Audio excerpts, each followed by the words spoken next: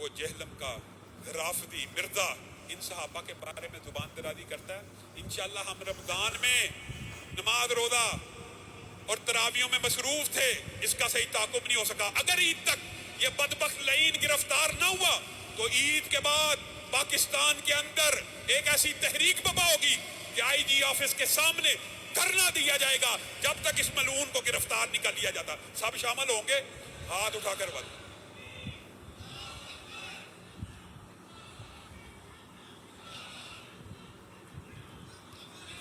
انشاءاللہ کوئی یہ نہ سمجھے کہ ہم نے رمضان کی وجہ سے تحریکیں چل رہی ہیں. اہل سنت جاگ اٹھے ہیں.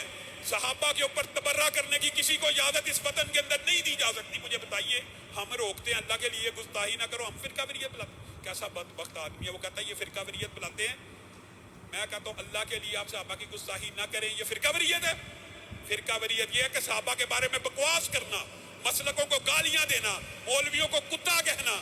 یہ کس قبیل کا انسان ہے جو اپنی ذات کے بارے میں تیرا ٹی وی پروگرام نہیں چلا, یہ مولوی جی کتوں سے بدتر ہیں, انہوں نے میرا ٹی وی پروگرام نہیں چلنے دیا.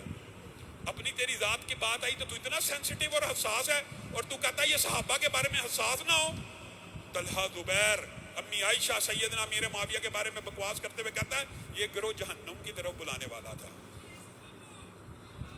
یہ انشاءاللہ عید کے فی الفور بعد آئی جی آفس کے سامنے دھرنا دیا جائے گا. علامہ ابتسام اللہ وزیر صاحب اعلان کریں گے, آپ سب ساتھی شامل ہوں گے. اس کو بھی کافر کردار تک انشاءاللہ ہم پہنچائیں گے. بات یہ ہے